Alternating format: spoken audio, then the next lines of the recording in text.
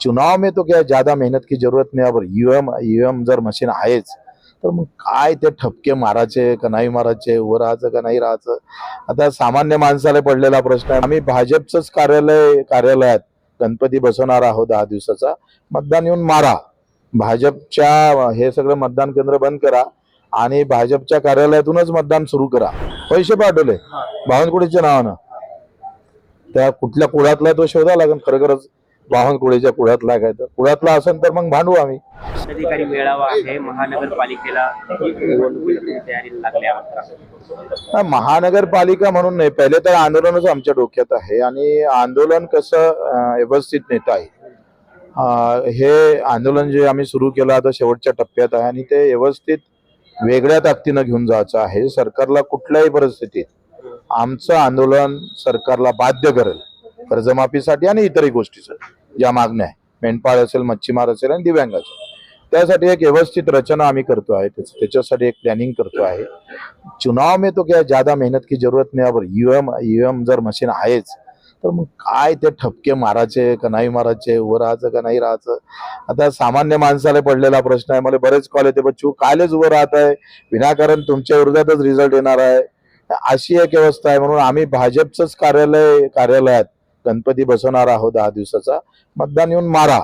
भाजपच्या हे सगळं मतदान केंद्र बंद करा आणि भाजपच्या कार्यालयातूनच मतदान सुरू करा. पण दुसरीकडे दोन्ही ठाकरे बंधू एकत्र येणार ही चर्चा चालू आहे. राज ठाकरे यांची तुम्ही भेट सुद्धा घेतलीये. आघाडी होईल? आता ते दोघांचं मत आहे. काय कसं आहे, त्याच्यात प्लस मायनस त्यांना शोधायचं आहे. ते दोघं भाऊ ठरवणार आणि दोघं भावाचं काय ठरेल एवढा मी राजकीय करणे म्हणजे मोठा नाही. तुम्ही भेट घेतलीये? भेट घेतली आम्ही. ते शेतकऱ्याच्या आंदोलनात भेटलो आणि त्याबद्दल ते सांगत होते दिवाळी काय गणपती झाल्यानंतर आम्ही विचारून निर्णय सांगू. जालन्यामध्ये एका दिवसाने आंदोलकाला लाच मारलं तर व्हिडिओ समोर होत आहे. त्यांना आम्ही 25 तारीख देत आहोत. जर अशा पद्धतीनं कसं आहे, मी मग म्हटलं आहे का हा ज्याला लात मारली तो जातीचा असताना किंवा धर्माचा असताना मग सरकारला लात मारली असती जातीनं धर्म, पण तो शेतकरी निघालाय आणि शेतकऱ्याची कुठली जात नाही, त्याचा काही धर्म नाही, त्याच्यासाठी लोक पेटून उठत नाही. उलट पेटलं, आग लागली तर लोक बुजून टाकतात. अशी एक व्यवस्था देशामध्ये आहे आणि त्याच्यामुळे त्याच्यावर कारवाई जर झाली नाही तर 25 तारखेला आम्ही आमच्या देवेंद्रजीचा आशीर्वाद आणि हा लात मारताना चालू दे असं रोज ठोक लोक येले, काही पर्वा करू नको. जय श्रीराम म्हटलं का निवडणूक जिंकता येतं. बटंगे तो कटंगे म्हटल्यावर निवडणूक सहज हाती येतं. नाहीतर फतवा काढून काँग्रेसचं जमतं. त्याच्या या देशामध्ये काही मुद्दे आणि अपमान सन्मान हे राहिलं कुठे. संभाजीनगर शहरात आज एक गुन्हा दाखल झालेला आहे. त्या शेतकऱ्यांनी फेसबुकवर चंद्रशेखर बावनकुळे यांची फेसबुकवर पोस्ट टाकली होती, माझी शेतकऱ्यात थोडी अडचण आहे ती सोडवावी. तर त्याला अज्ञात व्यक्तीने फोन केला आणि त्याच्याकडनं पैशाची त्याची फसवणूक केलेली आहे. हे प्रकरण आज समोर आलेलं आहे. बावनकुळेचा काय संबंध आला? पण मग अज्ञात व्यक्तीने त्याचं नाव सांगून फोन केला त्या शेतकऱ्याला आणि त्याच्याकडनं तुझ्या शेतीला बंदोबस्त वगैरे द्यावा लागेल, एवढे पैसे आम्हाला पाठवा अशा प्रकारची मागणी केली आणि ते शेतकऱ्यांनी पाठवले देखील. पैसे पाठवले बावनकुळेच्या नावानं. त्या कुठल्या कुळातला तो शोधा लागेल. खरंच बावनकुळेच्या कुळातला काय, तर कुळातला असेल तर मग भांडू आम्ही. गांधी सातत्याने आवाज उठवताय महाराष्ट्रामध्ये आहेच ते चोरी काय आहे, डाकूच आहे. चोर म्हणजे काय 200-300 रुपये लुटणार आहे. हे ना तर संविधानच लुटलं ना. यांनी संविधान या देशातला आत्माच गायब केला आहे. कारण लोकशाहीमध्ये मतदान हे आत्मा आहे. तो मतदान जर आत्माच गायब आहे तर आम्ही फक्त शरीर आहे. तुमच्याही मताला काही किंमत आहे का? कोणाला किंमत नाही आहे. बरं, तुम्ही सुद्धा बोलताना म्हणले की तुमच्याकडे सुद्धा अशी ऑफर आली होती की आम्ही तुम्हाला 10,000 मतं आहे. मोठी गंभीर हे आहे. म्हणजे पहिले प्रश्न तुम्ही आज घेतला पाहिजे का मला याची ऑफर आली होती. मी आता सगळे ते पुरावे गिरावे शोधतो आहे त्या काळातले. मी व्हॉट्सअप केलं, कॉल होते, रेकॉर्ड असेल तर ते सगळं रेकॉर्डासहित आणि त्याच्यासहित सादर करून 10,000 मतं तुमचे आम्ही गायब करतोय.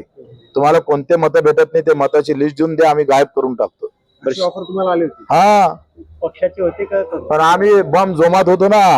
आम्हाला वाटलं जमतेच आपलं, कशाला काय गायब करायचं, होते आले.